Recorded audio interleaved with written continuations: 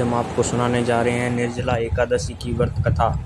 एक बार भीमसेन व्यास जी से बोले, पितामह, भ्राता युधिष्ठिर, माता कुंती, द्रौपदी, अर्जुन, नकुल और सहदेव यदि ये सब एकादशी का व्रत करने को मुझसे कहते हैं, परंतु गुरुदेव मैं उनसे कहता हूँ कि मैं भगवान की भक्ति कर सकता हूँ, दान दे सकता हूँ तथा शक्ति के अनुसार उनका पूजन कर सकता हूँ, परंतु बिना भोजन के नहीं रह सकता हूँ। ऐसा सुनकर व्यास जी कहने लगे, हे भीम, यदि तुम नरक को बुरा और स्वर्ग को अच्छा समझते हो तो प्रत्येक दिन, प्रत्येक महीने के दोनों एकादशी को अन्न का त्याग करो।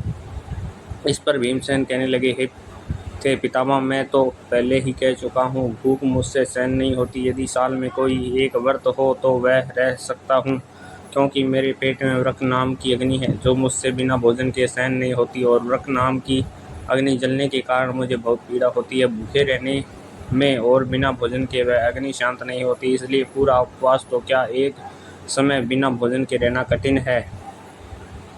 अच्छा, आप मुझे ऐसा कोई व्रत बताइए जो वर्ष में एक बार ही मैं करूं और मुझे उस व्रत के प्रभाव के कारण मुझे स्वर्ग की प्राप्ति हो जाए। ऐसा सुनकर व्यास जी कहने लगे, हे भीम, बड़े बड़े ऋषियों ने बहुत अच्छा आदि बनाए हैं, जिनमें बिना धन के थोड़ी परिश्रम से ही स्वर्ग सुख की प्राप्ति हो सकती है। इसी प्रकार शास्त्रों में दोनों पक्ष की एकादशी का व्रत मोक्ष के लिए रखा जाता है। व्यास जी के वचन सुनकर भीमसेन नरक में जाने के नाम से भय से कांपने लगे और कहने लगे, अब मैं क्या करूं? मास में तो 2 व्रत मुझसे नहीं रहा जाएगा। हाँ, साल में एक व्रत करने का प्रयत्न अवश्य कर सकता हूँ।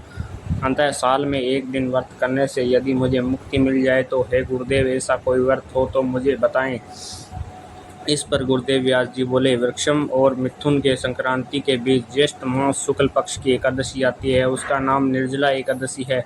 तुम उस एकादशी का व्रत करो और इस एकादशी के व्रत में स्नान और आचमन के बिना सिवा जल वर्जित है। आचमन में 6 मासे से अधिक जल नहीं होना चाहिए, अन्यथा वह जल मद्यपान के समान हो जाता है। इस दिन भोजन नहीं करना चाहिए, क्योंकि भोजन करने से व्रत नष्ट हो जाता है। यदि निर्जला एकादशी को सूर्योदय से लेकर द्वादशी तिथि के सूर्योदय तक जल ग्रहण ना करो तो उसे सारी सदस्यों का फल प्राप्त होता है। द्वादशी को सूर्योदय से पूर्व उठकर स्नान आदि करके कुछ दान दक्षिणा ब्राह्मण को देना चाहिए। इसके बाद भूखे ब्राह्मण को भोजन कराएं, फिर समय भोजन करना चाहिए। इसका फल पूरे 1 वर्षीय संपूर्ण एकादशी के बराबर होता है। व्यास जी भीमसेन को समझाते हुए बोले, हे भीमसेन, यह व्रत मुझको स्वयं भगवान नारायण ने बताया है। एक दिन मनुष्य निर्जल रहने से सभी पापों से मुक्त होकर भगवान विष्णु के परम धाम को प्राप्त होता है। जो मनुष्य निर्जला एकादशी का व्रत करते हैं, उनकी मृत्यु के समय यमदूत उन्हें नहीं ले जाते, बल्कि भगवान विष्णु के पार्षद पुष्प विमान में बैठाकर स्वर्ग ले जाते हैं। अतः संसार में सबसे सर्वश्रेष्ठ एकादशी का व्रत है, इसलिए रतन के साथ इस दिन व्रत करना चाहिए। इस दिन भगवान विष्णु के परम प्रिय मंत्र ओम नमो भगवते वासुदेवाय मंत्र का यथार्थ संभव उच्चारण करना चाहिए। जो ब्राह्मण को वस्त्र और गौ का दान करना चाहिए। व्यास जी के मुख से एकादशी व्रत का महत्व सुनने के बाद भीमसेन ने उसी प्रकार निर्जला एकादशी व्रत धारण किया। इसी कारण इस निर्जला एकादशी को भीमसेनी एकादशी, पांडव एकादशी के नाम से भी जाना जाता है। निर्जला एकादशी व्रत करने से मनुष्य की सभी पाप मुक्त हो जाते हैं, और इस व्रत को धारण करने से पूर्व मनुष्य को प्रार्थना करना चाहिए कि वह अपने सभी पापों से मुक्ति पा सके और मुक्त हो जाता है।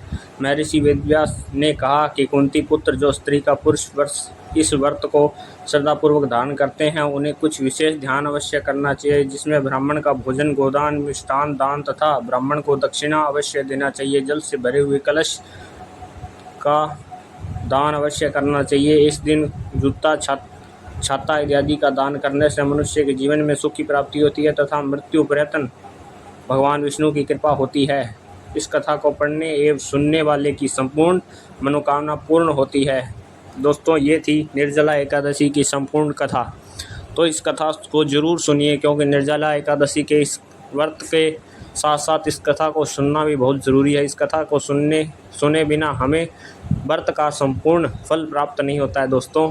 इसलिए आप इस कथा को सुनिए और हमारे चैनल को ज़रूर सब्सक्राइब करिए। आपको कथा अच्छी लगी तो धन्यवाद दोस्तों। जय श्री हरि नारायण।